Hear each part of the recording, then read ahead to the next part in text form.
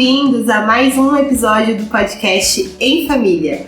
Nós somos a Sagrada Família e aqui nós partilhamos um pouco sobre vida conjugal, sobre geração e educação dos filhos, sobre relacionamento, sobre vida espiritual, sobre vida missionária. Um pouco de cada assunto para que a sua família, para que seu lar seja uma verdadeira comunidade de amor, segundo o projeto de Deus para você. Hoje nós vamos falar sobre o valor da maternidade. Eu sou Emily Araújo e aqui comigo estão as minhas amigas e irmãs de comunidade. Meninas, se apresentem. Olá, eu sou a Paloma, consagrada da comunidade Sagrada Família, como a Emily falou. Sou esposa do Léo, nós temos 4 filhos, 3 aqui conosco, 1 no céu. E estou muito feliz de poder vir partilhar aqui hoje com vocês um pouquinho da minha vivência de maternidade.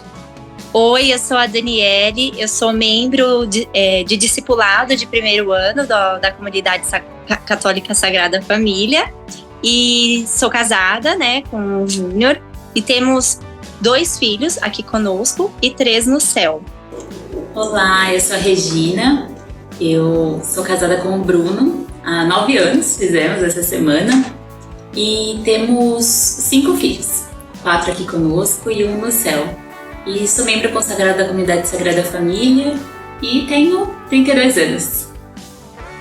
Então, hoje nosso assunto vai ser sobre o valor da maternidade. Esse tema que gera tantos outros assuntos, tantas ramificações para que a gente possa falar, né? Para que a gente possa ter como outras mulheres como referência também. E hoje a gente vai partilhar um pouquinho sobre a nossa vivência como mãe dentro da comunidade, com vida missionária, com vida de trabalho. E para a gente adentrar no nosso assunto, eu queria ouvir de vocês, meninas, como foi a experiência, a primeira experiência de descobrir quando vocês seriam mãe do primeiro filho de vocês. Me contem um pouquinho. Olha, para mim foi uma grande bênção, né? Eu engravidei do Pedro, que é o meu primeiro filho, quando nós tínhamos ali, eu acho que uns 6 meses de casados. E foi uma grande alegria. E foi uma experiência muito nova para mim, porque eu assim não tinha muita noção do que era ser mãe, porque eu não tinha muito costume de cuidar de crianças. Não era algo comum para mim. Não era aquele tipo de pessoa que ficava pegando o bebê dos outros no colo, que trocava fralda, que dava mamadeira para bebê. Eu nunca fui esse perfil de pessoa, né? Eu sempre fui criada assim para estudar, né? Assim, meus pais sempre me incentivaram a estudar muito. Então, eu nunca tive esse perfil super materno que cuidava, ajudava os primos e, né? Eu não tinha esse perfil. Então, estar gerando ali o meu filho, saber que eu ia ter que ter uma criança para cuidar, primeiro gerou aquela ansiedade, assim, né? Tipo, meu Deus, eu não sei nem trocar uma fralda. Eu não sei pegar um bebê no colo. Eu não sei fazer nada disso, né? Então teve essa ansiedade, assim, de... Nossa, como que eu vou lidar com isso? Mas ao mesmo tempo aquela tranquilidade de que eu, como mulher, era feita para aquilo. Né? A maternidade estava em mim, né? Toda mulher tem esse chamado à maternidade dentro de si. Mesmo que algumas não vivam essa maternidade de modo biológico, mas elas são chamadas a viver de modo espiritual, né? Então, eu tinha essa maternidade dentro de mim que eu ia precisar desenvolver e tudo ia acontecer conforme o seu tempo. Então, óbvio que foi muito difícil toda aquela parte da gestação, né, os enjoos, as dificuldades, né? Eu lembro de ter dificuldade por ter aquele barrigão enorme. Eu faço barrigas enormes quando eu fico grávida. Aquele barrigão enorme, no final tá explodindo, nenhuma roupa serve. Mas são transformações que geram incômodos, mas que vale tanto a pena, que é por algo tão grande, que depois a gente simplesmente esquece, né? Assim como a gente sofre demais no momento do parto, a partir do momento que a gente tá com o bebê no colo, aquilo passa. E hoje, a minha filha mais nova tem 1 ano e meio, já nem lembro mais como é parir, como é ter um recém-nascido. Quando for me ver de novo, relembra tudo de novo. né, Deus, como algumas pessoas dizem, Nossa Senhora apaga da nossa mente pra gente poder ter coragem para viver de novo depois. Mas é um momento muito gostoso esse do gestar, da gente ir se descobrindo aos poucos durante os 9 meses enquanto mães, né? Opa, e como foi para você lidar com as transformações de corpo, de estar só você e seu marido e agora ter um bebezinho? Como foi essa transformação para vocês? Olha, tentando relembrar aqui, é algo estranho, né? Estranho no sentido de agora nós temos um ser aqui pra gente cuidar. Um ser que depende de nós. Tem algo a mais aqui no nosso meio que nos tira do nosso comodismo. Só que é a maior riqueza que a gente tem e faz tudo valer a pena. Então, assim que o Pedro nasceu, meu primeiro filho, ele precisou ficar internado na UTI por conta de um problema pulmonar. E foi uma grande provação para nós. Foi muito sofrido, porque eu não imaginava que pudesse acontecer algo assim. Eu tinha ali no meu imaginário construído aquela ideia de que eu ia ter o meu bebê, eu ia pegar ele, eu ia para casa, ia cuidar dele, né? Tava tudo construído na minha mente. De repente, ele precisou ficar na UTI. Ele ficou por 11 dias na UTI. E foi muito estranho eu ter que ir para casa sem o meu bebê no colo. E eu lembro que eu cheguei na frente do prédio, tinha uma loja embaixo, assim, no meu prédio. E o senhorzinho que trabalha lá até perguntou, você ganhou um bebê? Cadê o bebezinho? E aí eu tive que falar que ele tinha ficado no hospital. E aquilo, assim, foi muito dolorido para mim. E eu passava o dia inteiro no hospital, ia para casa à noite só para dormir, chegava muito tarde em casa, dormia, acordava e voltava para o hospital. Então, me lembro de, às vezes, deitar na cama e estar ali com meu peito saindo leite, deitada, assim, tomava banho, deitava na cama, e aí escorria o leite, não tava com meu bebê ali. E aquilo era muito dolorido. E eu acho que por conta dessa situação, eu acabei nem dando tanta ênfase para as questões corporais, para os incômodos, né? Eu tive uma laceração ali que precisou de pontos, mas eu nem lembro daquilo doer, de eu me importar com aquilo, né? Porque o meu bebê precisava de mim ali na UTI, né? 1 milhão de exames e todos aqueles cuidados. Então foi um momento em que eu me esqueci mesmo. Eu tinha que ter todo aquele cuidado de cuidar dos pontos ali para não infeccionar, tudo ali no banheiro do hospital, que era super incômodo, mas eu não tenho memórias de estar me preocupando comigo.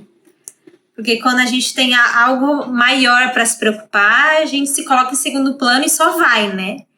Então foi uma experiência que logo no início da minha maternidade já entrei já algo assim de cabeça, né? Foi uma experiência que já me exigiu um amadurecimento logo na entrada da maternidade.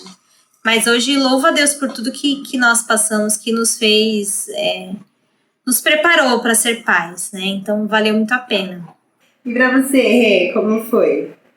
Bom, minha primeira experiência como mãe, né, vai fazer 7 anos, né? O Miguel, ele vai fazer 7 anos em junho. E assim, um pouco diferente da Pá, né? Eu sempre tive contato com outras crianças, né? Eu sou filha mais velha, então... E eu tenho uma diferença grande para as minhas irmãs, né? Eu tenho uma diferença de 9 anos e 12 anos, né? Para as minhas 2 irmãs mais novas. Então eu tenho muitas memórias de cuidar delas, trocar fralda, dar banho, né? Mas claro que eu era uma criança, né? Uma adolescente.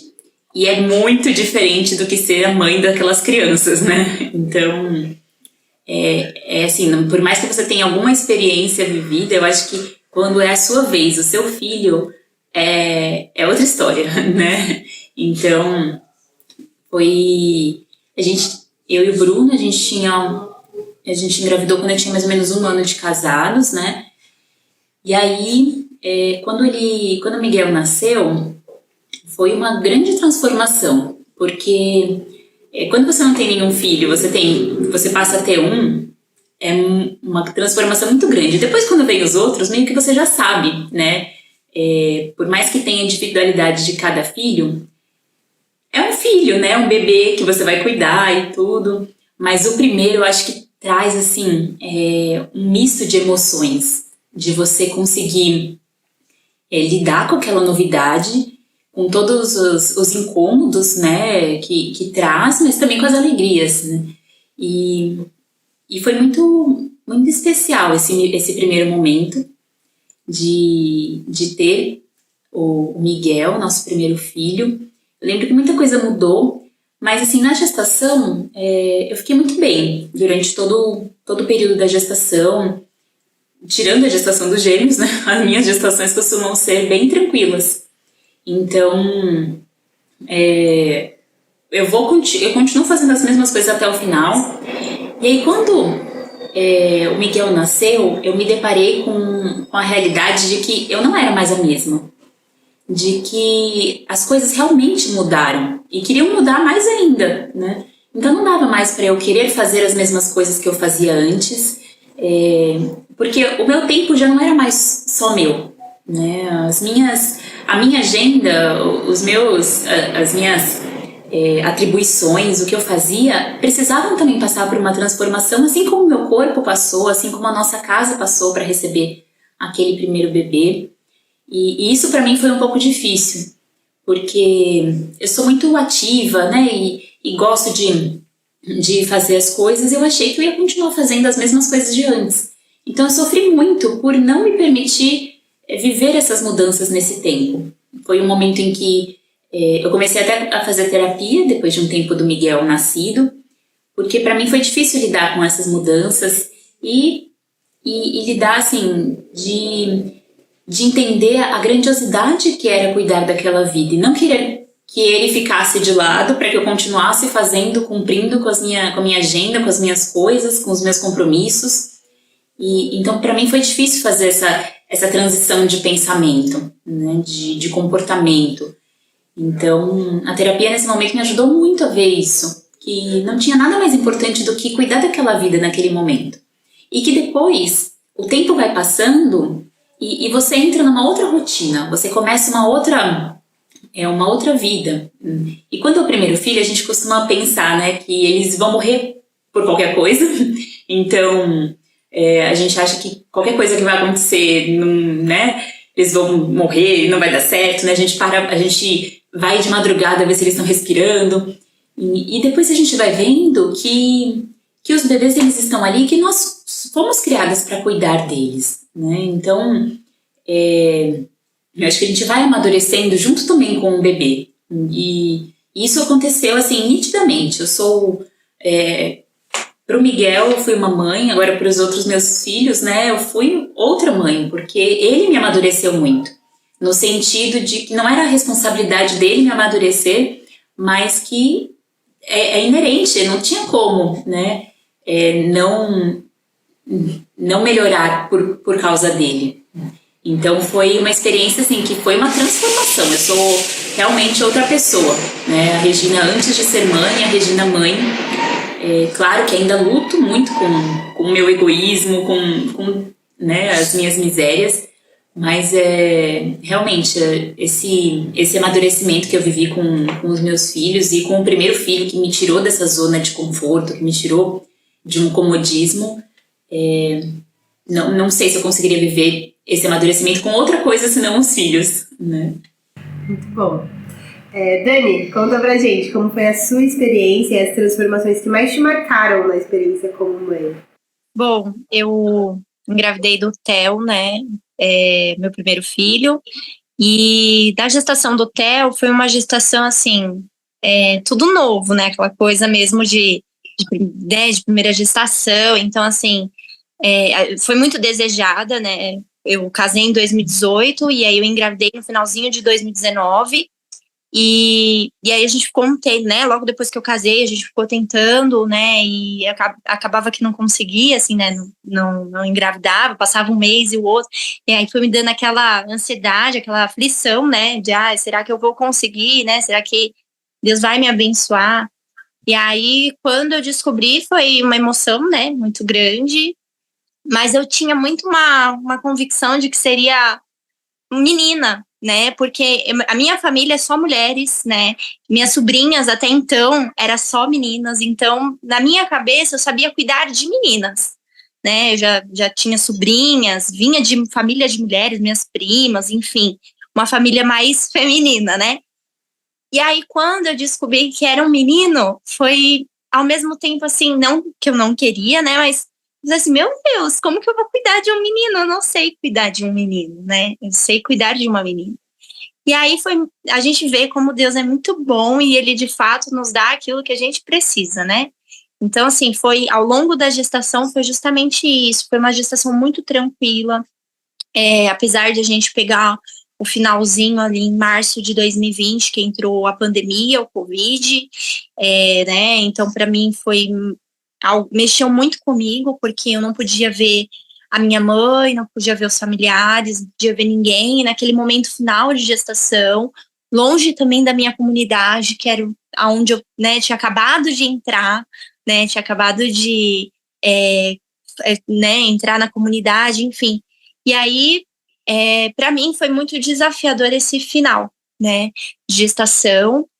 Eu desejava muito um parto e, né, normal, e por várias situações acabei tendo uma cesárea, e isso mexeu muito comigo no pós, né? Aí acabou me dando uma questão assim de pós mesmo, de não ter aceitado direto a vida. Eu tinha colocado muito na minha mente, né, essa questão do parto.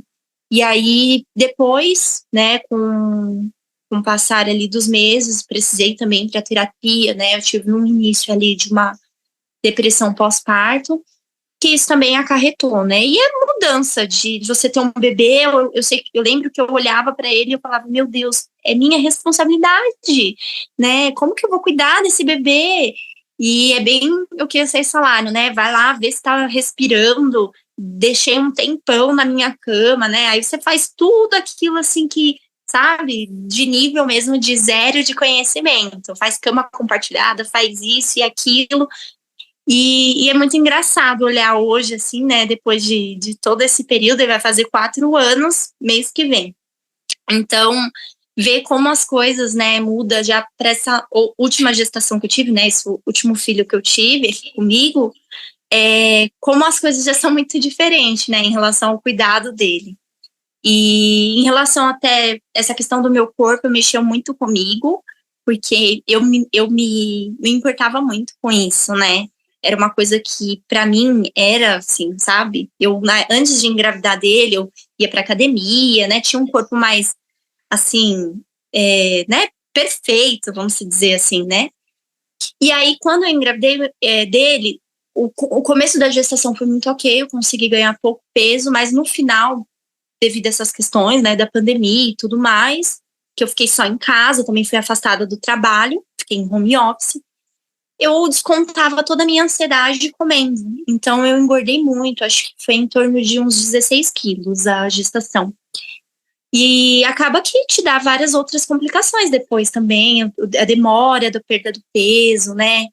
E eu tive a questão da amamentação, para mim foi muito difícil com ele, porque eu não tinha instrução, não tinha ninguém que me instruísse naquela fase, tudo fechado, não tinha instrutora, e eu usei bico de silicone, e depois tive problema, quase que desmamei, enfim, foi aquela questão toda, assim. Mas eu vi que em cada detalhe, assim, como Deus cuidou, sabe? Mesmo na nossa imaturidade. E tudo justamente para me forjar, para tirar aquela Dani, a caçulinha de 3 filhas, né, a mais nova, né, minha diferença com a minha irmã mais velha são 12 anos, então a raspinha do tacho, mimada ali pela mãe, mudar, né, virar essa chave, que agora eu tenho uma responsabilidade, eu sou a mãe, né, então foi muito isso, assim, foi muito bom. Bom, por aqui a minha experiência, eu tenho 3 filhas meninas, né? E eu não tive muito tempo de pensar em não ser mãe, porque eu casei em dezembro e em janeiro eu já estava grávida. Eu descobri em fevereiro, mas em janeiro eu já estava grávida da minha primeira filha, que é a Olivia. Hoje ela tem 4 anos, vai fazer 5 em outubro. E vendo as meninas falarem, eu fiquei, nossa, Eu fico aliviada, porque não foi só eu que passei por tudo isso. Dessa imaturidade, desse medo de meu Deus, como que eu vou fazer essa criança ficar viva? Tá respirando, não pode pôr de barriga pra baixo, não pode deixar em cima, não pode, tem que pôr no berço, tem que pôr pra dormir. Então, era um misto de sentimentos que eu tinha, assim, que era um pouco do que eu não tinha estudado. Então, eu vinha essa insegurança do não saber. Eu não cresci com criança. As crianças que eu tive contato foi quando eu entrei na comunidade, que eu fui ver a ter mais contato com crianças pequenas, mas não de trocar, de cuidar, às vezes até de ninar, né? Mas não tive essa experiência, já depois de mais velha. E quando eu tive a Olivia, parecia que algo natural, que saía de mim esse instinto de cuidar, né? Então, era impressionante como você sabia posicionar. Eu sabia posicionar a Olivia para mamar, eu sabia como trocar fralda. Acho que estava assim no inconsciente já de um tempo passado, mas era muito natural, saía de mim. Só que com isso vem as outras coisas, né? Que vem os incômodos. Eu me lembro que eu sofri muito, muito na amamentação da Olivia. O meu seio, ele destruiu, assim. Eu me lembro que uma vez ele engoliu um pedaço, eu fiquei desesperada. Eu disse, nossa, tá mamando sangue, pelo amor de Deus, ela não vai se alimentar. Aquela coisa. E aí as pessoas que estavam comigo também me ajudavam, me deixavam mais nervosa. Aí eu mamava e chorava. A menina mamava e eu chorava. Mas isso me fez querer buscar informações. A Olivia sofreu muito, eu sofri muito com ela para ensinar ela a dormir. Então eu me lembro que ali até os 8 meses de vida dela, ela não dormia à noite, só chorava e só chorava. Eu me lembro que nos primeiros dias eu pegava ela e eu começava a chorar junto com ela e falava, mas eu não sei o que você quer, eu não consigo te entender, me fala o que você quer. Bebê de 2 semanas eu tô pedindo pra falar o que quer, né?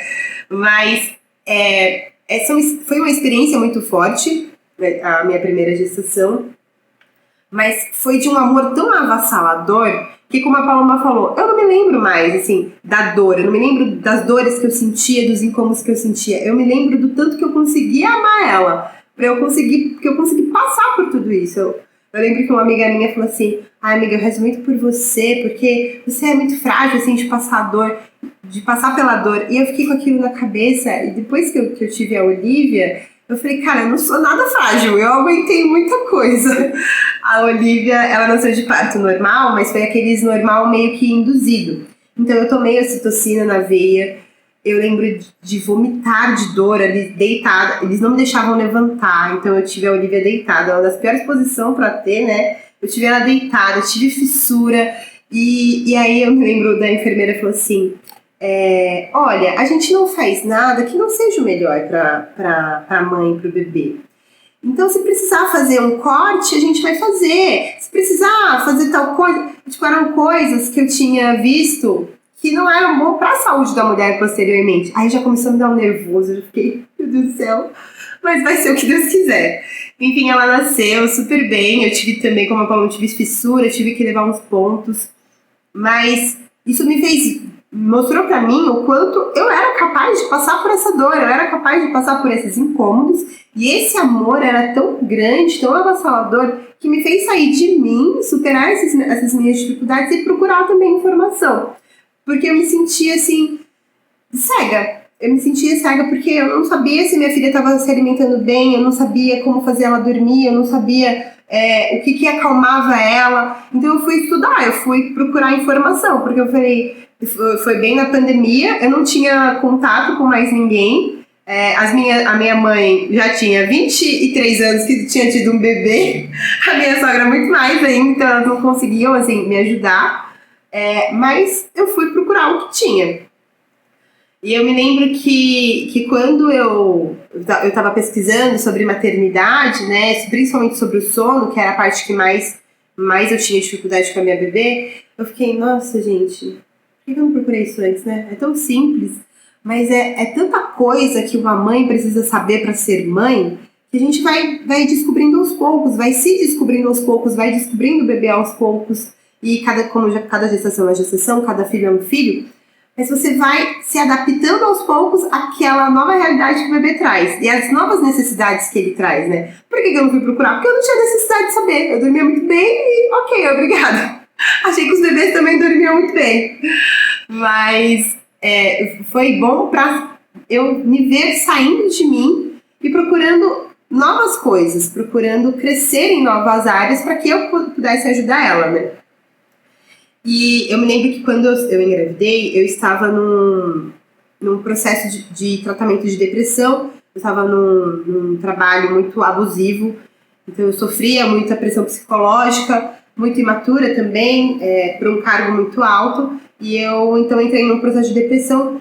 E quando eu engravidei dela, eu falei, não, eu não posso mais descuidar de mim, principalmente do meu psicológico, porque essa vida precisa que eu esteja bem, ela precisa da minha vida. Eu preciso dar a minha vida para uma nova vida, né? E aí, logo veio a pandemia, então ficamos todos em casa, sem muitas instruções, né? E eu fui tentando equilibrar todas essas situações de esposa, de recém-esposa, né? Recém-mãe, com toda uma pandemia acontecendo. Mas Deus, ele é muito misericordioso, porque, como a Paloma falou, a maternidade tá em nós, né? Nós mulheres. É um instinto que nós temos. Claro que a gente pode ir aperfeiçoando cada vez mais, mas eu me lembro que era muito maior do que eu viver essa maternidade. Então não se tornava tão pesado equilibrar a vida de mãe naquele começo, né? Hoje já é diferente, porque hoje eu trabalho fora, apesar de eu sou home office, mas trabalho o dia inteiro, tenho outras duas filhas e preciso exercer todos esses papéis de mãe, de esposa, de funcionária, de missionária, de consagrada da comunidade. E eu vejo que é uma graça de Deus conseguir lidar com tudo isso, mas que é um eterno amadurecer, porque a gente vai deixando coisas para ganhar outras. Então eu vou deixando de ter um pouco mais de tempo, eu vou tendo um pouco mais de privacidade de sono, mas eu tô ganhando muito mais em educar uma alma, em educar uma vida para as próximas gerações, né? Para o futuro. E eu queria ouvir de vocês, meninas, na realidade de vocês, como foi equilibrar esse papel de esposa, de mãe, de trabalho, de casa, de missão e todos os outros papéis que a gente vai assumindo na nossa vida. É um grande desafio, né? Se alguém aqui tiver resposta pronta para isso, pode falar, né? Porque eu também não sei. Mas eu acho que assim, quando a gente tem o nosso primeiro filho, uma das maiores armas que a gente tem é buscar informação, como vocês falaram, né? Então, sair pesquisando sobre tudo, como muita gente fala aí na internet, que o item mais importante do enxoval é essa informação, né? É você buscar entender como funciona um bebê, como educar o sono, é você entender sobre o processo de gestação, de parto, para você ser, de fato, protagonista daquilo que você vai viver. Então, uma mãe de primeira viagem, ela precisa buscar essa informação. É extremamente necessário. Ainda mais porque vai pedir ajuda ali, como a Emily falou, né? A mãe e a sogra que viveu isso há muito tempo atrás e era completamente diferente, tem umas orientações, assim, muito diferenciadas, né? Então, essa informação é a arma que a mãe de primeira viagem mais tem, de realmente estudar para exercer aquilo. Isso é muito importante. Só que tem o outro lado. Isso faz a gente ficar um pouco engessada. Não sei se foi assim com vocês também, né? Mas comigo foi. De estudar ali, não, mas o funcionamento é assim, assado, mas o parto assim, assado, não, mas o sono do bebê tem que educar assim, é rotina, pipipipopopó. Isso vai fazendo a gente ficar um pouco engessado. De querer ficar seguindo as regras direitinho para fazer o melhor, e uma pessoa que vem com uma opinião diferente, não, nada a ver isso, porque eu sei, porque eu estudei, então vou fazer o que eu aprendi porque eu estudei. Tem esse outro lado, que a gente vai desenvolvendo depois conforme vão vindo os outros filhos, e a gente vai amadurecendo, né? De conseguir encontrar essa flexibilidade. Tá, eu estudei aquilo ali, a ciência diz isso, as evidências dizem aquilo, mas aí, na realidade, o meu filho às vezes mostra uma coisa diferente. E aí, o que eu faço com aquilo? Então, conforme o tempo vai passando, a gente vai conseguindo essa flexibilidade e essa maturidade, entender que nem tudo que é evidência, que é ciência, vai se aplicar ali na minha realidade, no meu filho, na minha rotina, e que eu vou precisar me encontrar na minha circunstância, na minha realidade. E eu acho que isso que nos desperta para buscar esse equilíbrio aí. Tá, mas então como que eu vou conseguir gerir tudo isso? Gerir o ser mulher, o ser esposa. E um dos primeiros pontos que eu acho que é importante da gente observar é saber hierarquizar. O que de fato é mais importante, porque a maternidade, ela toma uma energia de nós, ela se coloca sozinha no primeiro plano da nossa vida quando o bebê nasce. De fato, um bebezinho, ele vai pro primeiro plano, né? Óbvio que, sem contar Deus, que sempre tem que estar acima de tudo, até dos nossos filhos, né? Mas um bebê, ele toma o primeiro plano de tudo. Depois o tempo vai passando, a gente tem que ir hierarquizando e flexibilizando. E aí a gente vai vendo que os nossos filhos não estão no primeiro plano. Que o marido está no primeiro plano. E aí como faz isso? Se os filhos demandam tanto tempo e tanta energia da gente. Então, aqui a gente continua nesse jogo, né? Com 3 crianças. E aí tem as coisas de Deus, né? O serviço à igreja, através da comunidade. E aí tem um relacionamento com o esposo que tem que ser bem cuidado, porque é importante, se o marido e a mulher não estiverem bem, os filhos não vão ser bem educados também, não vai ter harmonia familiar. E aí vem essa questão dos filhos que precisam ser bem educados, que a gente precisa estudar para saber o que está fazendo, a gente precisa se antecipar para entender as fases do desenvolvimento, e a gente precisa ouvir a nossa intuição ao mesmo tempo, né, para não ficar enrijecidas ali, colocando os nossos filhos em teorias, né. E aí tem trabalho também, né, é esse desafio de ir equilibrando. Às vezes não vai dar mesmo, assim, na minha experiência, às vezes não dá. Às vezes uma coisa escapa, às vezes tem que deixar os afazeres da casa de lado para dar atenção para as crianças. Às vezes a gente acaba se afastando um pouquinho do marido porque o filho está exigindo um pouco mais. Às vezes as coisas ficam um pouco mais tranquilas e tudo se equilibra. Eu acho que é aceitar o vai e vem, né? É aceitar que a vida vai ter esse movimento. Na minha experiência eu vejo muito isso. Que vai ser movimento, não vai ser estático. Então, às vezes, o equilíbrio vai estar melhor, às vezes nem tanto, mas nunca se acomodar. Nunca esquecer que tem uma hierarquia, né? Você falando, pai, eu lembrei que equilibrar tá muito nessa vida de mãe, esposa e tudo mais, vem junto com flexibilidade. Porque se a gente não for flexível diante da realidade de um filho doente, que eu preciso demandar mais, ou de uma entrega do trabalho, que eu preciso demandar mais, ou do esposo, que está muito distante, que eu preciso demandar mais, se a gente não tiver essa flexibilidade, o equilíbrio ele não vai existir, vai sempre existir o peso. Aí vai ser o pêndulo, quem está pesando mais? Então eu vou fazer quem está pesando mais. E não ser flexível, né? Ser sempre uma balança. Sim. Bom, acho que eu me vejo um pouco, né, nas situações que vocês colocaram também, meninas. E é até engraçado porque quando a gente estava pensando no programa, nesse episódio, a gente pensando nos tópicos, a gente falou, mas a gente não tem resposta. Porque realmente é algo que a gente está vivendo. E é o nosso cotidiano, é o nosso dia a dia. É tentar viver com qualidade, tentar viver todas essas áreas da nossa vida ao mesmo tempo. Porque a nossa vida é assim. Tudo isso vai acontecendo. Tem os imprevistos, tem as coisas que a gente que saem do nosso controle. E eu acho que saber lidar com isso é o que a gente vai aprendendo a cada dia. Então, aqui em casa, a gente está vivendo essa realidade. Eu tenho um pouco de nostalgia, assim, de quando eu tinha 2 filhos, porque eu passei por uma transformação muito rápida. Eu fui de 2 para 4, e com a chegada dos gêmeos, né, eles fizeram 1 ano agora, então foi um ano muito intenso.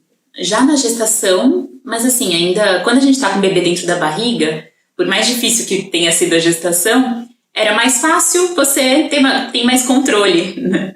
Mas agora, quando eles nasceram, mudou muito a rotina aqui em casa. E eu sinto que, inconscientemente, às vezes eu tentava voltar para a rotina de antes. Então, a todo momento que as coisas não saíam conforme eu planejava, ou os horários não se encaixavam, eu sinto que eu estava tentando voltar para a rotina de quando eu tinha 2 filhos. E isso não vai mais acontecer, né? E às vezes eu ficava pensando, nossa, mas estava tudo tão encaixadinho assim, né? Já estava tudo certo, a gente já sabia o que fazer depois, o que vinha. E aí, nesse ano, né, que passou, eu vejo que eu estou tentando reencontrar uma nova forma, uma nova dinâmica para nossa família, funcionar de uma maneira leve, mas ao mesmo tempo intensa, como nós somos aqui, né? Mas que todos tenham o seu momento, que tudo tem o seu tempo, e isso tem sido um desafio ainda aqui em casa. Eu vejo que estamos em outras fases agora. Os bebês com 1 ano, né, o Antônio e a Alice, eles vão também tendo, mesmo que um pouquinho, mas um pouquinho de autonomia, mas estão numa fase ainda que são muito dependentes. Então eu vejo que tem sido um grande desafio para nós, para mim como mãe, dar essa atenção para eles, para os filhos mais velhos, para o trabalho, porque eu também trabalho fora, né, é home office, mas também trabalho fora. Tem a comunidade, tem o esposo, então eu vejo que é algo que assim, meio que é meio ilusório a gente pensar que a gente vai equilibrar os pratos, né, aquela imagem, né, de equilibrar os pratos todos ao mesmo tempo. Não existe isso, né? Em alguns momentos você vai precisar focar no seu trabalho, porque você precisa entregar. Alguns momentos você vai precisar focar naquela criança que precisa da sua atenção.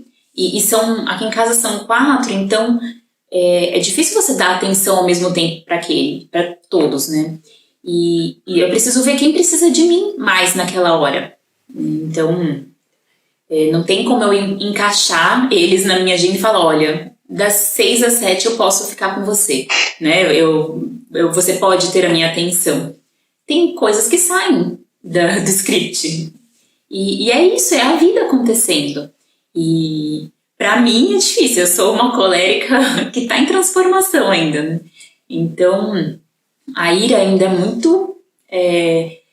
muito forte, eu tento controlar esses meus impulsos, mas eu vejo que essa mudança de rotina, essas coisas mexem comigo, me dá uma ansiedade de não saber o que vem depois. Então, é algo que eu estou tentando viver, né, nessa fase.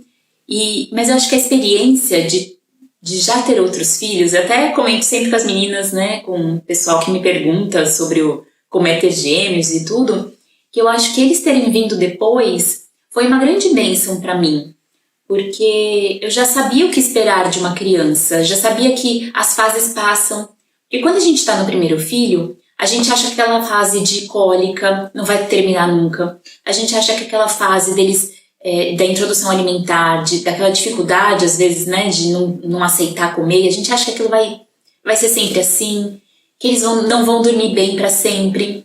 E quando você já tem outros filhos, você vê que as coisas elas passam. E isso me tranquilizou também na hora de ter os gêmeos, né, de viver a nossa nova fase agora, porque são ciclos que a gente vive.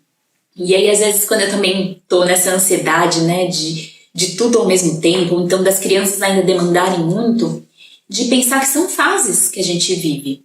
Então, esse equilíbrio, eu acho que passa por isso, da gente saber qual é a prioridade no momento.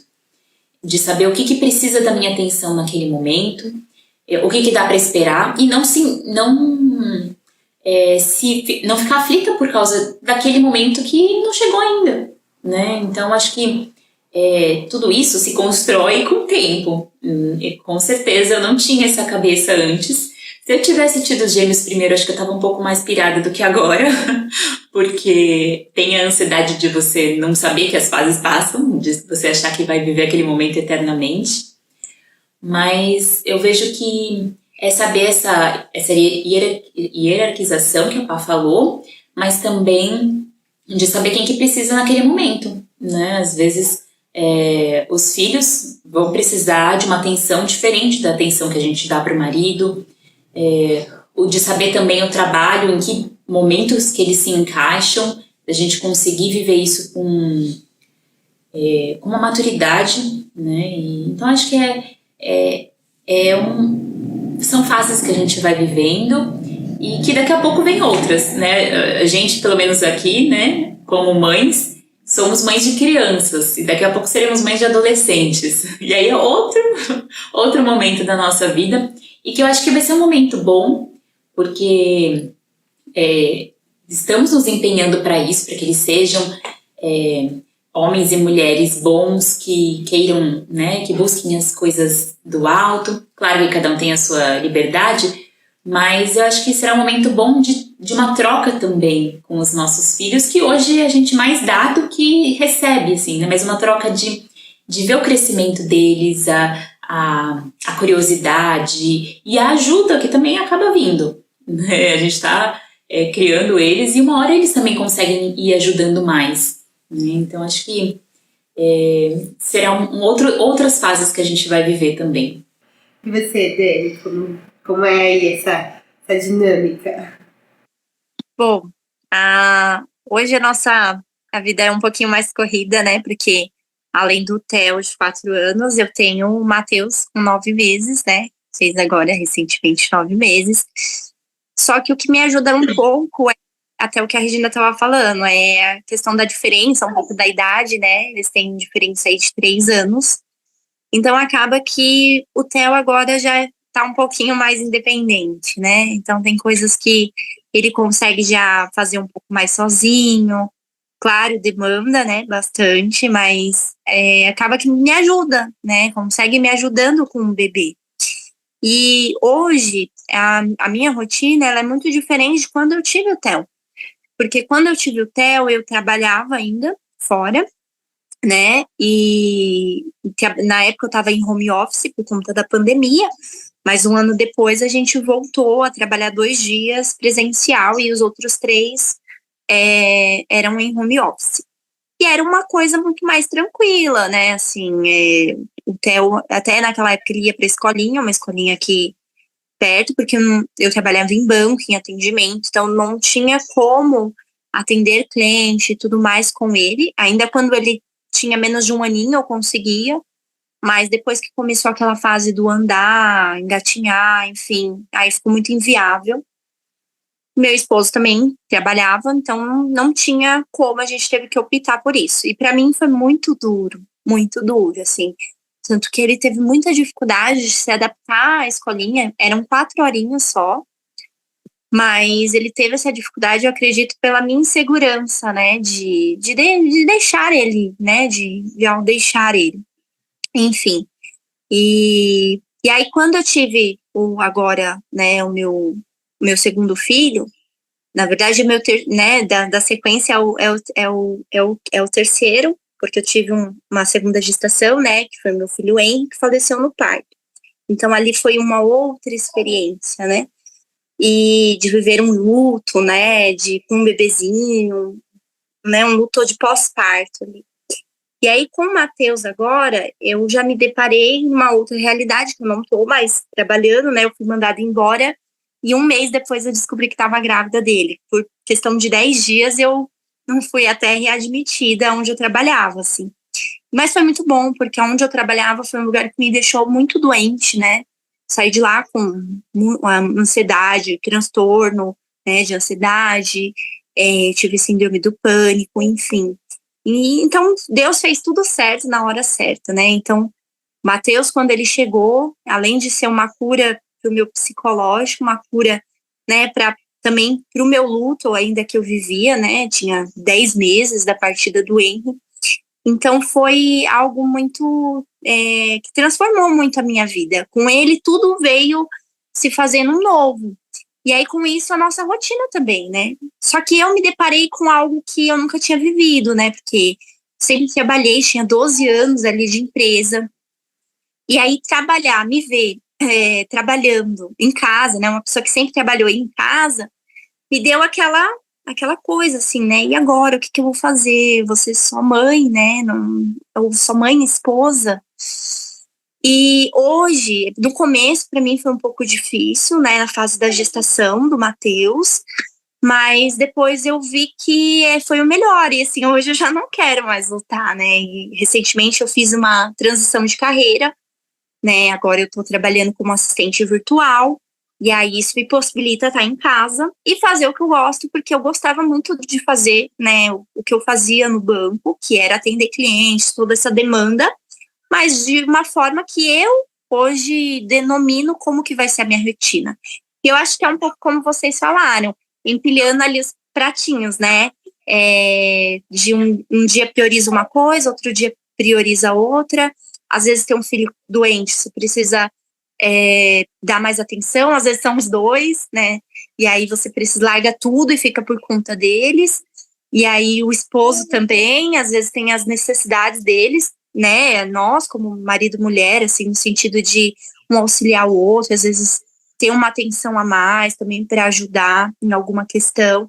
Então, acho que vai tudo do critério de quem está precisando mais ali. E a mesma coisa com a rotina da casa.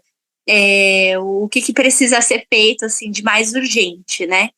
E aí você vai conseguindo, nesse meu pós-parto agora do Matheus foi muito mais tranquilo, então eu consegui, né, ter uma ação para as coisas, né, diferente do Theo, que eu tava sozinha, né, por conta ali da pandemia, do Covid, então, e também um primeiro filho é muito tranquilo, né, ele dorme, a gente dorme junto, tem toda aquela coisa, né, e o Theo ainda era um bebê, aquele bebê assim, sabe, que faz qualquer mãe se apaixonar mesmo pela maternidade, porque ele era um bebê muito tranquilo, então assim, sempre dormiu bem, sabe, mamava bem, então assim, apesar, né, de às vezes ter um contexto que, por mim, né, também numa questão de trabalho, até como a Emily falou, né, citou da experiência dela, comigo eu também tive. Mas isso me encantou, né? E fez com que eu quisesse, assim, né? Como a gente quisesse ter muitos mais filhos, porque na minha cabeça poderiam ser todos igual o Theo, mas depois eu vi que não, né? Cada um tem o seu jeitinho. E aí, na minha fase, depois com o Henry, já foi mais difícil, né? Porque aí eu tive um luto e um pós-parto ao mesmo tempo, né? Um puerpério ali, aquela fase. E aí com o Matheus também, já foi outra coisa totalmente diferente, porque o Matheus já era um bebê totalmente diferente do Theo. E Deus faz muito certas coisas, porque eu acho que se o Matheus tivesse vindo assim, o temperamento que ele tem já assim desde bebê, né, o jeitinho dele, ser um bebê mais chorão e tudo mais, eu já teria tido, acho, um pouco mais de dificuldade devido ao momento que eu vivia, né. Então, hoje eu já consigo, eu acho que como vocês falaram, né? O primeiro a gente tem essa dificuldade, assim, né? A facilidade e a dificuldade ao mesmo tempo, né? De entrar na rotina, mas também quando entra, tudo deslancha, né? Você consegue fazer tudo com um bebê só, praticamente. E aí, no meu caso aqui com dois, eu já me vi um pouco mais. Tem dia que eu olho assim e falo, meu Deus, o que eu faço primeiro, né? Onde que eu vou primeiro? Porque às vezes eu tô tão perdida, sinto tão, né? Mas aí aos poucos eu vou conseguir encaixar. Não, a comida é o primeiro. Vamos lá pra comida. E assim vai, né? Enfim. E é o fato também, a diferença de idade deles acaba que me ajuda, né? O Theo agora começou a ir para a escola mesmo, né? Ele faz 4 agora, então, de fato, esse período da manhã que ele está na escola me ajuda um pouco, né? Porque aí o Matheus faz uma soneca bem longa também, sem o movimento da casa, né? Eles dormem melhor. E aí acaba com que essa parte da manhã, onde eu consigo trabalhar, onde eu consigo fazer as coisas um pouco melhor, aquilo, né? Saber que acho que é automático, a gente, né, aquele negócio do dormir, eu que sempre amei, assim, dormir e tal. Então é automático, você nem se importa mais, assim, depois, né? Então você vai aprendendo. E eu acho que também a questão minha do luto, ela me deu muito significado para minha maternidade hoje, porque eu vivo hoje, né? Porque eu sempre quando tem alguma situação, eu consigo olhar para quando eu desejei que tivesse e não tinha, né? Então eu acho que isso acaba que transforma, né, o meu dia e faz com que eu murmure muito menos, né? Então é isso, assim. Vocês falando e refletindo sobre o tema do nosso encontro, do nosso podcast, que é o valor da maternidade, eu consigo ver o quanto ela transcende o nosso entendimento. Porque a gente falou tanta coisa, né? Tantas dificuldades, tantas coisas em equilibrar, que meninas que estiverem assistindo esse podcast que ainda não é mãe, não se assustem. Porque é muitas coisas que a gente precisa fazer, precisa ser, para assumir um papel de mãe. São muitos outros adendos, são tantos livros, são tantos artigos, são tantos isso que a gente precisa ter dentro de nós para que a gente possa ser uma boa mãe. Às vezes parece que assusta, mas é tão transcendente que tudo isso que a gente faz nos preenche, né? Não deixa nenhum buraco, não deixa nenhuma dificuldade assim, de dizer que aquilo não é a minha identidade, que aquilo não sou eu, que existe uma Emily que não é mãe, faz parte de mim. Existe hoje uma Emily que engloba ser mãe. Se eu não fosse mãe, não seria a Emily, seria outra pessoa, né? E dentro disso, eu queria que a gente falasse um pouquinho sobre os papéis que envolve ser mãe, o que é ser mãe, o que envolve toda a nossa realidade de ser mãe, o que é ser uma boa mãe, né? E até meninas, me falem uns exemplos de mães bem realizadas, né, que viveram essa maternidade, que vocês se espelham para que a gente consiga viver bem todos esses papéis que a gente precisa ter. Eu acho que é muito importante a gente ter essa visão mesmo transcendental do que é ser mãe. Se a gente para em tudo isso que a gente falou até agora, que são as questões materiais, vai perdendo sentido, né? Porque fica aquela coisa cansativa, assim, de é isso, tem que ficar nessa coisa de correr atrás e se cansar o tempo inteiro, né? E não. É algo que transcende, né? Cada filho é uma alma humana eterna, que nunca mais vai deixar de existir. E não tem nada maior do que isso, né? Você gerar uma alma humana que é eterna. E daí que vem essa a seriedade, a responsabilidade, né? De que se Deus me concede a graça de poder gerar uma alma humana, educar, cuidar, eu tenho que fazer isso da melhor forma. Então, o ser mãe, ele não vai englobar só isso tudo que a gente está falando, que é cuidar da rotina, que é alimentar, que é educar o sono, que, né, ensinar como organizar os brinquedos e como comer e tal. Não é isso. Isso tudo faz parte. Mas o ser mãe é realmente esse educar, esse ajudar a criança a se encontrar enquanto pessoa. É ajudar essa criança a começar a trilhar um caminho de autonomia, né? Então, o ser mãe não é você fazer a criança ficar o tempo inteiro só dependendo de você e se tornar um adulto dependente também. Não. É você ir ensinando e conduzindo para que aquela criança chegue na adolescência e na fase adulta e consiga agir por si mesma e não precise mais da gente. Por mais que seja doloroso pensar isso, né? Eu acho que vai ser difícil quando eles crescerem, né? A gente ainda não tem autoridade para falar sobre isso. Mas quando eles crescerem e derem tchau, né? E forem embora, assim, deve ser muito doloroso. Mas desde agora a gente já tem que ter essa consciência de que é para isso mesmo que a gente está educando. De que esse é o nosso papel, educar para eles serem livres, autônomos. E eu acho que principalmente educar para que eles saibam identificar a verdade, né? Não educar para que eles vivam a vida como eu acho que eles têm que viver, mas que eles sejam educados e trabalhem a sua própria consciência a ponto deles mesmos saberem o que é a verdade e quererem trilhar um caminho dentro da verdade, né? E trazendo isso aqui para nossa realidade, a verdade é Cristo, né? A verdade é querer trilhar esse caminho de amar a Deus em primeiro lugar, né? De querer alcançar o céu, de querer se desenvolver enquanto pessoa para se configurar a Cristo, né?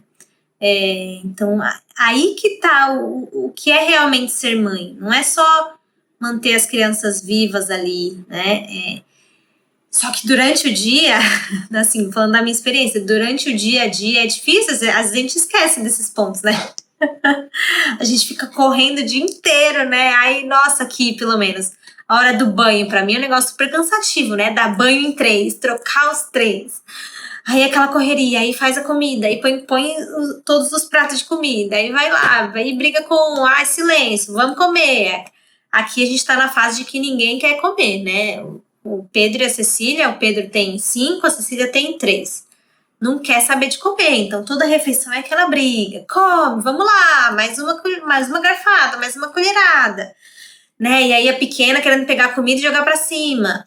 Então, diante desse turbilhão todo, a gente tende a esquecer de qual é a nossa finalidade, né? Então, é um exercício que a gente tem que fazer constantemente, assim, nas nossas orações, né? No nosso exame de consciência. A gente está realmente vendo a maternidade com foco no transcendente, assim, olhando para o que realmente importa. E a gente quer educar essas crianças, né, para elas serem livres, maduras. Não dá para ficar só no material. Acho que esse é o maior desafio do ser mãe, né? Ao mesmo tempo que é o maior desafio, é o que traz o sentido, né? E teve um dia que, faz uns meses já, eu tava colocando um dos bebês para dormir. E eu amo ver o bebê dormir, né? Assim, de ver aquela paz, né? Mas também o jeito que eles dormem é muito, muito bonito, né? Ver que eles estão se sentindo muito seguros ali, né? E eu colocando um dos meus filhos para dormir e eu tava tão cansada naquele dia que eu falei, nossa, eu queria que alguém me colocasse para dormir. E aí, assim, no mesmo instante veio no meu coração, alguém já fez isso por mim. Né? E aquilo, assim, encheu meu coração de gratidão. Até mandei uma mensagem para minha mãe aquele dia, né? Agradecendo ela pelo que ela fez por mim, e ainda faz, né? Mas isso também agora, quando a Pá estava falando, me lembrou que nós seremos para sempre mães. Agora é mais intenso, claro, o cuidado com eles, às vezes é um cansaço mais físico. Às vezes a gente sente o nosso corpo doer de tanto cansaço que a gente sente às vezes, mas a gente vai ser mãe deles para sempre, né? Então isso envolve tudo aquilo que eles vão viver na vida deles e acho que isso, né, ter essa recordação durante o dia é o que nos faz não parar nesses problemas, porque realmente é muito intenso e cansativo, mas quando você vê aquele sorriso, quando você vê aquela criança que olha para você e sabe que não tem nada mais importante do que você naquele momento, né? E aquilo tem um significado para nós que faz tudo valer a pena. Então, não só pelo retorno, mas porque você vê que aquela criança que foi confiada a você, ela está crescendo, se desenvolvendo, ela está entendendo o valor das pessoas, o valor daquilo que ela recebe. Então acho que ter isso em mente, trazer nas nossas orações, como a Pá falou, é o que faz a gente não se perder no meio do caminho, no meio do caos, no meio do dia a dia, das demandas e correrias, e ver que ali existe, né, Deus. Quando eu penso nisso, eu até me emociono, porque quando a gente pensa que Deus enviou o seu Filho ao mundo por meio de uma família, você vê o quão importante é o nosso papel como família, como mães, olhar para Nossa Senhora, tudo aquilo que ela foi na história da salvação e hoje ainda na história de cada um dos seus filhos aqui na Terra, como que Nossa Senhora é importante para cada um de nós e aí nos faz perceber também o nosso valor, o valor de sermos mães, de que nós podemos sim ser melhores mães a cada dia, né? Isso me impulsiona a olhar para Nossa Senhora. E até respondendo a Emily, né, que perguntou, claro, eu tenho as santas, né, que é principalmente que a gente tem na nossa comunidade, como Baluarte, Santa Zélia, tem outras santas mães também, mas eu vejo muito um exemplo que eu tenho, que é da minha bisavó Alice. Ela é o nome que eu dei para minha filha, e eu lembro dela com muito carinho. E ela era uma pessoa muito carinhosa, assim, com os seus netos, né? Ela falava que meu pai era o neto preferido dela, e eu acho que ela dizia isso para todos os netos. E o jeito que ela tratava a gente, né? Que eram seus bisnetos. E ela sempre, quando ela andava de ônibus, por aí, nas consultas dela, ela sempre levava umas balinhas na bolsa e entregava para os cobradores de ônibus, para os motoristas. Ela sempre, quando a gente ia na casa dela, tinha o doce que a gente gostava. Ela sempre tinha uma sobremesa, um bolo. E ela sempre preparava tudo com muito carinho, sempre muito bem arrumada. Ela era vaidosa. Então, assim, eu tenho ela como um exemplo para minha vida real, né, que eu pude viver e hoje ela não está mais viva, mas que eu pude viver durante a minha vida e ter a presença dela. E eu lembro dela com muito carinho. E às vezes quando eu tô, né, respondendo os meus filhos de uma maneira ríspida e tudo, eu tento lembrar, né, que pedir a Nossa Senhora e a intercessão também da minha bisavó, da minha avó Alice, que ela me ajude a ser mais doce. É uma das minhas dificuldades na minha maternidade, não só na maternidade, né, meu esposo sabe, também com ele, né, de ser doce, de ser dócil. E eu peço muita intercessão de Nossa Senhora para que eu consiga ter essa docilidade. Porque quando eu entro meio no modo automático, eu acabo perdendo o foco de para quem que eu estou fazendo tudo aquilo. E me perco no trabalho só que dá a fazer as coisas. Mas quando eu consigo olhar para a carinha dos meus filhos, né, olhar para eles e assim, quando eles falam, nossa mãe, ficou gostosa essa comida, quando eles me pedem para ler uma história, quando eu faço, né, uma brincadeira com algum deles, e você olhar e ver que tem alguém que está ali recebendo tudo isso, não é só um esforço seu, né, quando às vezes eu penso que eu tô me gastando, eu tô me doando, eu tô perdendo meu sono, perdendo, né? Não, mas tem alguém que tá ali recebendo que tá muito feliz com isso. Então, isso faz uma diferença muito grande para mim, né? De entender o papel de ser mãe, de entender que como é grande, né? Como tem valor tudo isso que eu vivo hoje, que eu faço, e tudo que eu me dou, né, tem um objetivo, tem nomes, né, o meu trabalho, o meu suor tem nomes, e tem rostinhos, tem sorrisos, tem choros, mas são pessoas ali que Deus me confiou, e que não confiou para mais ninguém, confiou para mim. Então, sou eu que tenho que cuidar deles e fazer o melhor que eu posso. Eu acho que a Dani tem uma experiência diferente de nós aqui, né, porque tanto eu quanto a Rê já perdemos bebês no comecinho de gestação, sabemos como é perder um filho ali no comecinho, né? Acho que a Emily não teve essa experiência, né? É só eu e a Rê. Mas a Dani passou por uma experiência diferente, né? De gestar o filho e perdê-lo no momento do parto. Eu acho que valeria a pena, né? Dentro do que você se sentir à vontade para partilhar com a gente, Dani. Mas de contar um pouco disso também, né? De como foi para você ser mãe e ofertar o seu filho para Deus ali depois de tê-lo gestado, né? Bom, essa experiência, né, foi a experiência, na verdade, que me edificou muito, né? Mudou totalmente o rumo da minha maternidade, né?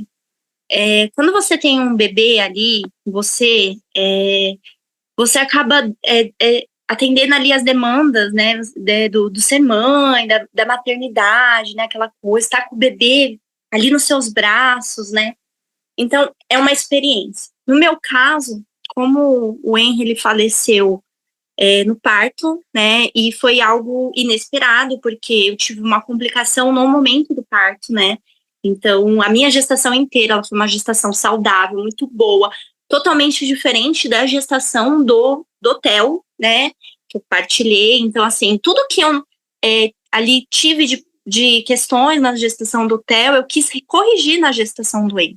Então, a questão do estudar, né, a questão do correr atrás, eu sabia que era possível ter um parto normal, mesmo após uma cesárea, né, não frisando a questão do parto, mas, assim, né, no que era melhor para mim, e já tendo um bebê, né, no caso o Theo estava com 1 ano, ia ter 1 aninho e 6 meses quando o Henry nascesse. Então, seria um bebê ainda, né, com muitas demandas e tudo mais. Então, eu sabia que o parto ali, ele seria algo melhor também para o bebê, né? O parto normal, ele não é só bom para a mãe, ele é bom para o bebê também. Não que a cesariana não seja, ela salva as vidas, como já salvou a vida do Matheus, mas no meu caso ali eu queria, sim, né? Até para estar mais de acordo com aquilo que eu desejava. E como foi algo que aconteceu no parto, né, fugiu totalmente fora do meu controle. E até como a Rê estava falando, eu sou uma pessoa que sempre gostei muito de ter o controle de tudo, né? Então eu achava que se eu estudasse para ter um parto, um VBAC, né, que fala que é o parto normal após a cesárea, eu iria conseguir, porque eu estava estudando, eu fui atrás de uma equipe, eu fui atrás de pessoas que me orientassem, então eu me achava no controle ali de tudo. E aí, quando aconteceu, você percebe de fato que você não tem o controle de absolutamente nada, né? Até como a Paloma falou no começo, sobre as questões da gente estudar e saber que achar que entrar naquela coisa do que o filho, né, vai ser aquilo, vai dormir, você vai estudar, ele vai, né, você vai ter ali né, a imaginação de que o filho vai ser exatamente daquilo. E não é. E aí, para mim, foi algo que me mudou, né? Eu senti que hoje, né? Hoje fazem 2 anos e meio, né? Da partida aí do Henry. Então, hoje eu tenho um pouco mais de segurança para dizer que eu precisava daquilo. Foi a forma como Deus arranjou para me curar, para curar todas as feridas que eu tinha, também da gestação do Theo, né? E foi a forma como Deus usou para me amadurecer. Porque às vezes a gente tem um filho e mesmo assim a gente não amadurece. Então foi a pedagogia que Deus usou para me amadurecer. E foi muito difícil, né? Foi muito difícil porque tudo, né? Tudo me fazia lembrar. Eu cheguei, né? Fui para o hospital para ganhar meu bebê e eu voltei sem ele nos braços. Então, quando eu cheguei, eu me vi vazia, eu me vi perdida. E aí eu tive que me reencontrar, porque eu tinha um outro filho que também dependia de mim e que sentiu muito a minha ausência. E durante um tempo, nesses primeiros meses assim do luto, eu não tenho memórias muito do Theo, de algumas coisas, porque o luto acabou que me tomou, né? Essas questões. Parecia que era só aquilo, né? Eu só tinha como se eu não tivesse o Theo. Então foi algo bem confuso para mim no começo. Eu ficava muito triste por isso também, porque eu não conseguia me doar para o Theo, mas porque eu estava vivendo aquele momento. E aí, conforme o tempo foi passando, Deus foi dando a graça, né? Sem a graça de Deus, eu não estaria aqui, porque eu lembro que uma conhecida, ela perdeu um bebê, também de uma forma muito parecida com a minha, e assim, quando ela perdeu o bebê, eu estava no começo da gestação do Henry, e eu cheguei a dizer, eu falei, eu não suportaria perder um filho, né? Não suportaria essa dor. E eu não imaginava que 9 meses depois seria eu vivendo aquilo, né? Eu vivendo essa experiência do que é ser mãe, de ter um filho no céu. Então você experimenta ao mesmo tempo de um grande sofrimento e ao mesmo tempo de uma grande graça. É assim como eu posso definir, né? A graça de ter um filho no céu, saber que ele abriu as portas do céu para minha família. É sangue do meu sangue e está no céu. Isso é algo muito grandioso. Só que o peso também, né? O sofrimento que é por isso é algo muito grande, algo muito intenso. A Paloma falava no começo sobre a questão do Pedro, né? Do Pedro, quando ficou na UTI. Eu vivi exatamente isso, né? De você vir para casa, você olhar para os lugares, né? Assim, e você não ter o bebê. O peito jorrava leite e eu não tinha o bebê para mamar, né? E isso por tempos, né? Não foi só de começo. A cesárea, porque aí eu tive que fazer uma cesárea de emergência, né? Devido à situação do Henry. Então, a dor da cesárea e você não ter o bebê. E assim, para mim foi a cesárea que mais me doeu, né? Porque quando você tem o bebê, você pouco se importa para você. Essa que é a verdade, né? Ali no começo. Então, eu digo assim, né? Você pouco se importa com a questão de dores e tudo mais. Sempre você fica por último. A importância é você amamentar, você cuidar dele e tudo mais. E no meu caso, não, né?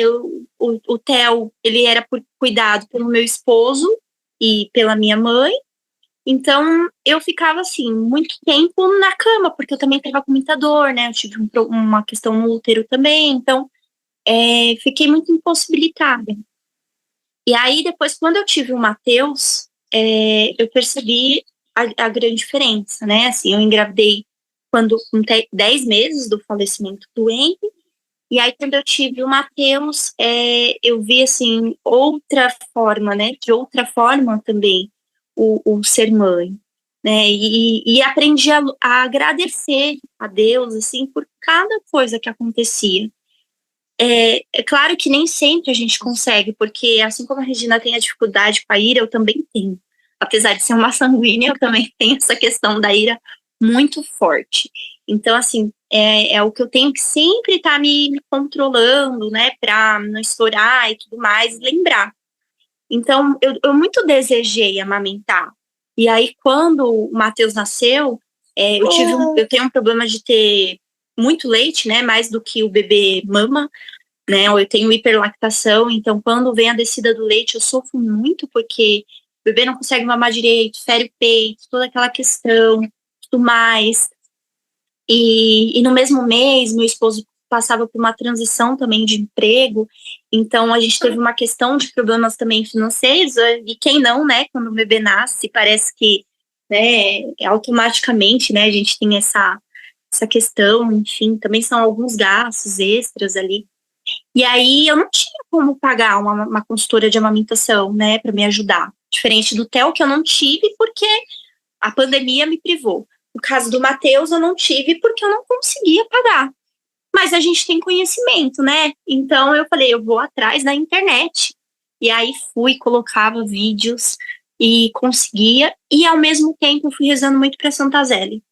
Porque Santa Zélia, né, que é uma das nossas baluartes, que não pôde, né, amamentar os seus filhos, eu pedia muito para ela essa graça de conseguir amamentar o Matheus, já que eu tinha tanto leite, e assim eu fui conseguindo, eu mesma ajustei posição, eu mesma consegui ali ajuda para curar o peito ferido, porque meu peito também foi muito em carne viva. E aí eu vejo que, assim, tudo é muito cuidado de Deus, tá? Sabe? Tudo é muito sobre a graça de Deus. No momento, a gente parece que o mundo vai acabar. É a sensação que eu tive, assim, falando mesmo. Pra mim, ali, parecia que eu olhava e falava, como que vai ser? Como que eu vou ser daqui um tempo? O que vai ser de mim daqui 2 anos, né? Assim, eu tinha muito essa preocupação, porque as pessoas falam, luto não tem tempo, né? E de fato não tem, porque depende de cada pessoa. Então eu imaginava, será que vai ser daqui 1 ano, daqui 2 anos eu vou parar de sentir essa dor? E o fato é que você não para de sentir. Ela continua, só que você aprende a conviver com ela, né? Deus vai te dando a graça todos os dias para conviver. E isso muito aconteceu depois quando eu tive o Matheus. Porque com o Matheus, automaticamente, na minha cabeça, como fazia pouco tempo, eu tive uma leve sensação de que o bebê, né, de que o Matheus talvez substituiria ali a ausência de um bebê, de um colo vazio que eu tive. E aí, quando ele nasceu, eu tive uma outra crise no sentido de perceber de que não, cada filho é único, né? Independente se eles estão aqui ou se eles estão no céu. Eles são únicos. Então, assim, a maternidade que eu não vivi com o Henry, eu vivo ela de outra forma. Hoje consigo oferecer, né? Consigo entregar para Deus o meu sofrimento e pedir para que Deus transforme, às vezes, o meu testemunho para outras pessoas que não têm a graça de Deus, que são muitas, né? Que não conseguem ver a graça de Deus sobre isso. Então, foi dessa forma que eu fui conseguindo, né? Que eu vou conseguindo lidar, e ver que o Matheus, ele é outro bebê, né? É outra situação. E me deparar que mesmo tendo ele nos braços, eu não deixo de sofrer pela ausência do Henry, né? É claro que muda um pouco, com o passar do tempo a gente muda, né? Ainda me pego, sim, tem momentos que eu choro. É sempre em datas, né? Tem algumas datas ali para mim que são mais difíceis. O Natal é uma data difícil para mim, porque ele nasceria perto do Natal, né? A data de falecimento dele foi 29 de dezembro, e eu internei dia 27. E o Natal eu estava internada devido, né, uma gripe que eu tive muito forte. Então, para mim, são lembranças muito fortes. E para mim, até hoje, agora é o último Natal, mesmo já tendo o Matheus nos braços, foi difícil. Foi muito difícil de viver. Mas a gente consegue ir dando outro sentido, né? De fato. É o que a terapia foi me ajudando aí. De fato, ver que dá outro sentido. Você sofre, mas tem um motivo do seu sofrimento. E eu nunca consigo, assim, esquecer da graça de Deus, que é ter ele no céu, né? Recentemente, quando o Matheus também, aproveitando, né, só para partilhar um pouco, quando o Matheus estava com 3 meses, agora em janeiro desse ano, eu tive uma outra perda, né? Eu engravidei, foi para mim um grande susto, assim, né? Porque 3 meses, amamentação e tudo mais, e o corpo ainda estava, né, se readaptando a essa nova fase. E aí eu tive uma outra gestação, que no mesmo dia que eu descobri, eu perdi, e era uma gestação gemelar. Eu perdi um bebê, e Deus permitiu que eu ficasse com outro por mais um mês, né, no meu ventre, vivo.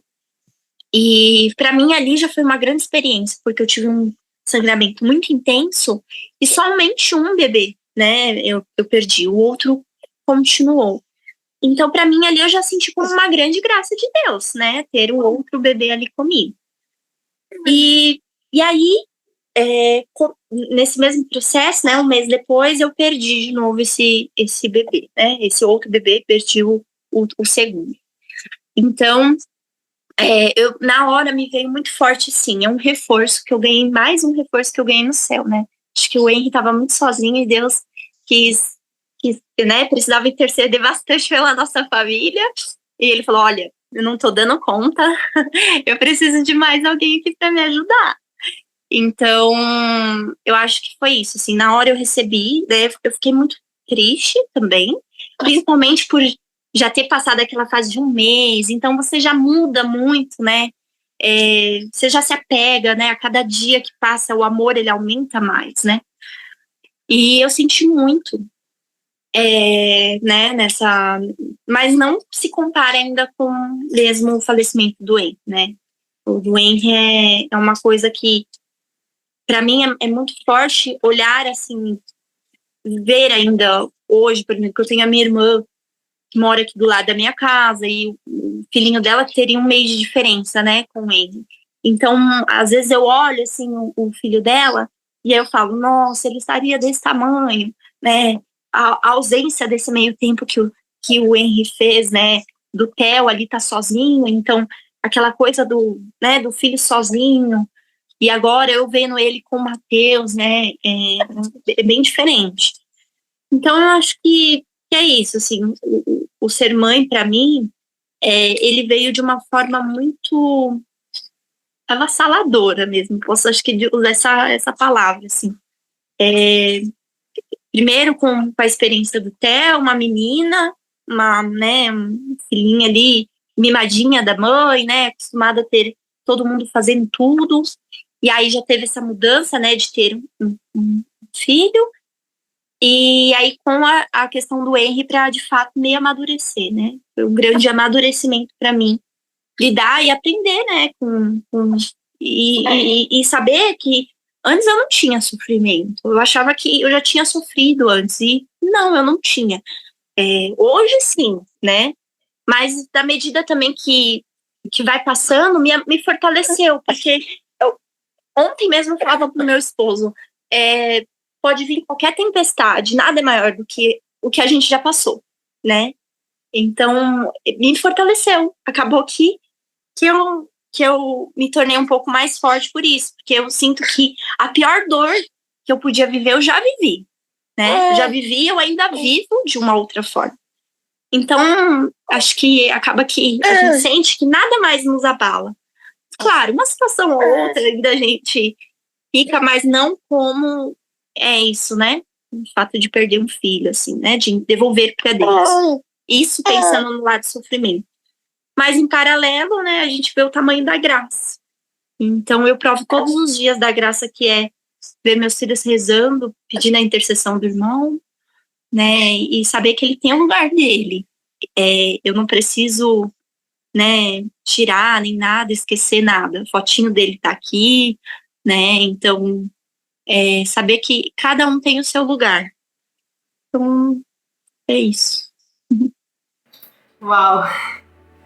Depois de todos esses relatos, né, do relato da Dani, eu queria que vocês, meninas, deixassem uma frase para os nossos telespectadores que vão ver esse podcast. Eu acho que a gente poderia ficar muitas horas e horas e horas falando sobre toda essa temática, né, do ser mãe, e depois da riqueza dessa partilha da Dani, né? Mas uma coisa que eu quero trazer para vocês, como minha fala final aqui, é que vocês não tenham medo de pedir ajuda e de receber ajuda. Que vocês não tenham medo de se abrir às pessoas ao redor na sua maternidade, né? O maior responsável pelos nossos filhos somos nós, né? O pai e a mãe. Mas para criar uma criança, para educar uma criança, é necessário, sim, todo um aparato, toda uma comunidade, toda a família, né, ao redor. É necessário, sim. Então não se cobre como se você tivesse que dar conta sozinha, como se você fosse menos mãe por precisar de um auxílio, né? A maior responsável é você. Mas se abra, sim, a ajuda também dos outros ao seu redor. Bom, eu queria deixar também, além do que a Pá falou, né? Que eu acho que a ajuda é muito bom. Mas também a ajuda dos nossos amigos do céu, de Nossa Senhora. E entregar mesmo para Deus, porque Ele que nos deu a graça de sermos mães. E é Ele também que nos dá a graça de a cada dia conseguir educar os nossos filhos, de vivermos plenamente a nossa maternidade.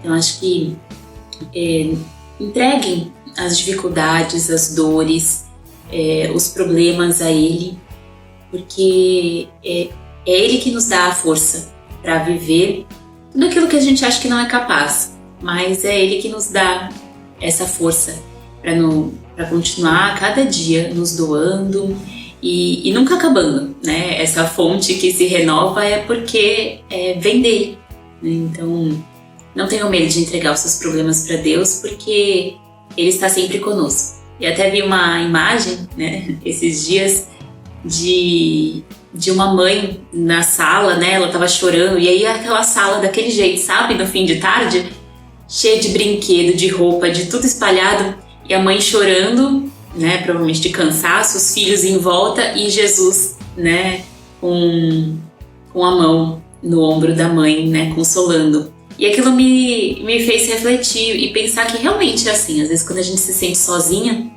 a gente não tá sozinha, né, Ele sempre tá com a gente. Eu acho que assim, uma coisa que talvez mudaria muito no meu início e que eu acho que eu deixo que tudo são fases, né? Tudo são fases, passa muito rápido, né? Também ao mesmo tempo, cada fase. Então, quando você menos pisca, assim, o bebê já não é mais RN, quando você menos pisca, ele já tá com um aninho. E assim, a gente não deixar com que o nosso medo, as nossas inseguranças atrapalhem esses momentos de viver, porque aquela criança, ela só vai ter um aninho uma única vez, né? Ele só vai ser RN uma única vez. Então, eu acho que isso acaba com que deixa mais leve, sabe? Esse peso, né? Essa questão da rotina, da demanda, né? Das dificuldades. E saber que às vezes não tem situações que você pode estar vivendo, e lembrar que às vezes pode ter outras pessoas que podem estar passando por situações muito piores, né? Então, saber que, assim, tudo a gente deve dar graças mesmo. Tudo dá graças. Porque sempre tem alguma coisa que alguém, né, que passa ali por alguma outra dificuldade muito maior. Então, acho que como a Paloma falou também, né, dessa questão da ajuda, não negar ajuda, né, mas ao mesmo tempo se colocar no seu papel, né, ali primeiro, né, de mãe, mas não negar, né, porque no começo a gente tem muito isso, né, às vezes de negar e tudo mais, e querer entrar no rótulo de coisas, e por fim não é esse mesmo caminho, né, dessa questão da maternidade, né, da criação aí dos filhos. Então, eu acho que saber que, né, tem momentos que você vai conseguir passar e vai ter momentos que você não vai conseguir viver e pedir também ajuda, e tá tudo bem, assim, né, a gente pedir ajuda, está tudo bem pedir ajuda, não deixar com que essa coisa, assim, que vem de que pedir ajuda é ruim, né, se torne algo que nos bloqueie. Então, eu acho que é isso, é lembrar que tudo são fases, existem sofrimentos muito maiores e em tudo dá graças, porque acho que essa questão do luto me fez ter isso, sabe? De saber que eu não sou a última bolacha do pacote, que eu não sou a única mãe que vive, às vezes, alguma situação. Então, isso deixa a gente mais leve, né?